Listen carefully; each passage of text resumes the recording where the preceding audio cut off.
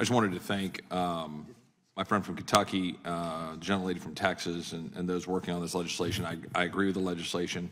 I also want to point out to the ranking member that I agree. This is 2 days in a row. I told you last night walking off the floor I would try not to make it too often, but here we are again agreeing.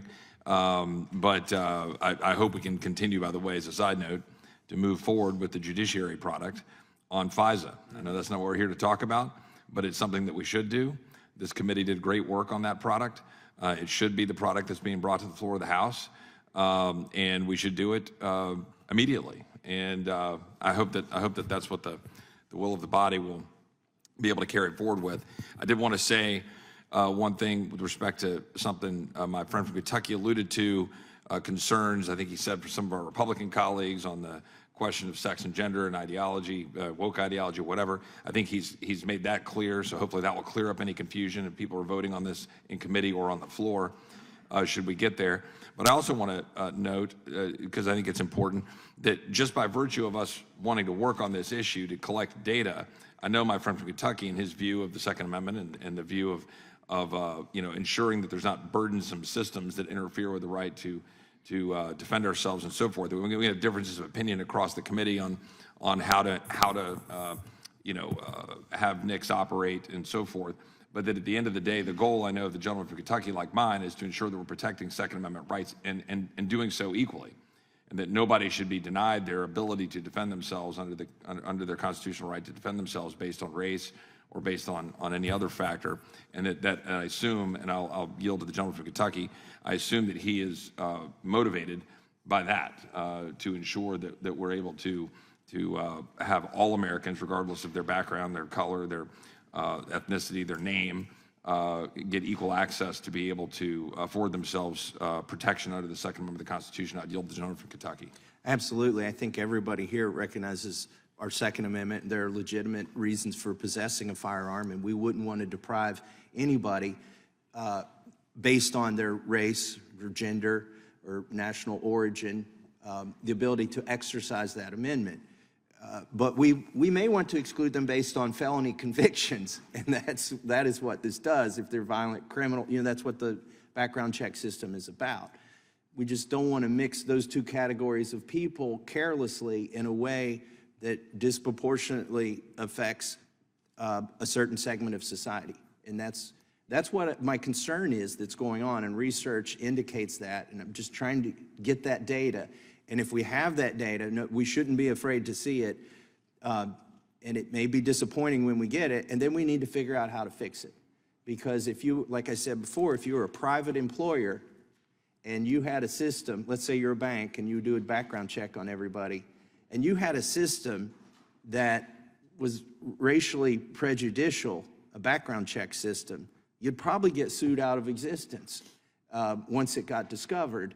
But that's not the case with the government, and so it's up to us here in Congress.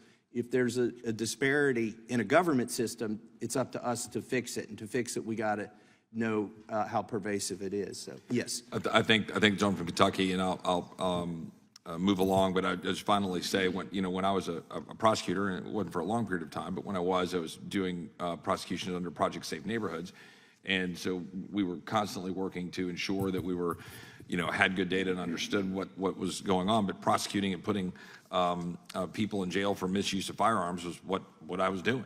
And we want to make sure we've got the right data. We want to make sure that we're able to prevent it if you've got felons. And then, but I would just note here on the back end of that, we need to continue to make sure the Department of Justice is prosecuting on the backside of that when you have felons that are using firearms.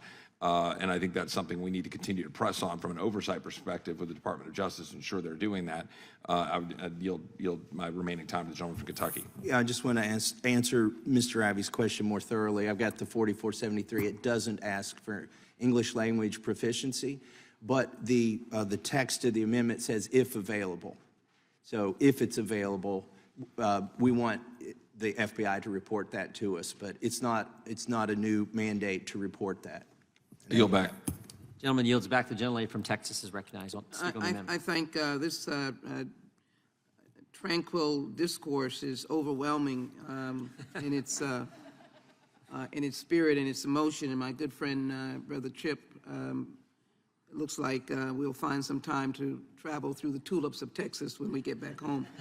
And I thank him. I'd like to do Pfizer as well, so maybe we'll have some opportunity to do that. And we in the judiciary worked very hard on it. I want to put the underpinnings to both the chairman and the ranking member of what this is. Congressman Massey and I appreciate it. It is to avoid discrimination, and I think that's what we should emphasize.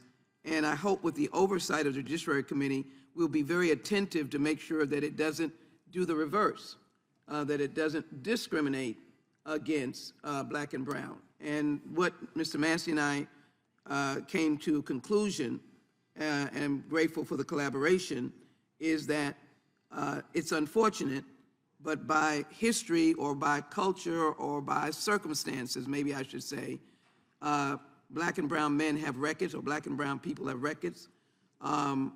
We got to the over-incarceration too late. We're trying to stop it now.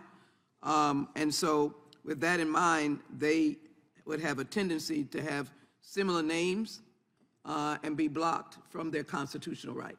So we're trying to enhance constitutional rights by trying to find out, is there any discrimination on names and age and other things dealing with individuals who happen to be of that background. So your good faith is appreciated. I hope that we can continue to do this kind of work. Your amendment is one that we were willing to accept. Thank you for working with our staff to ensure that due process is included. That's one of the issues that I wanted to emphasize. And I wanted to also emphasize that there is sufficient data to indicate that there's discrimination. But I will also say that maybe we can keep working and find some common ground that doesn't offend gun owners, which I never want to offend since my state is 110% gun owners, to find a way. It would be good, Mr. Massey, for two of us to look at the storage bill, but to look at ways to stop the proliferation of guns in the hands of bad people, which is what we all have said, which generates the unfortunate results. We don't have the final determination of yesterday. Something went wrong, and somebody had a gun that should not have had a gun. So I want to just end my remarks by saying we did a fine job a year or two ago on the George Floyd Justice and Policing Act. And it was bipartisan, and there might be somebody swallowing hard on the other side right now, but I think we have ways of looking at that legislation, looking at other legislation, and doing good things for the criminal justice system. And this adds dignity to the criminal justice system, it adds due process, and it adds fairness. So I want to, again, thank my partner in doing this and ask that we support the amendment and the underlying legislation. With that, I yield back, and Mr. Chairman, you know I'm going to say H.R. 30, the human trafficking bill, has the same kind of potential for us to work together as well.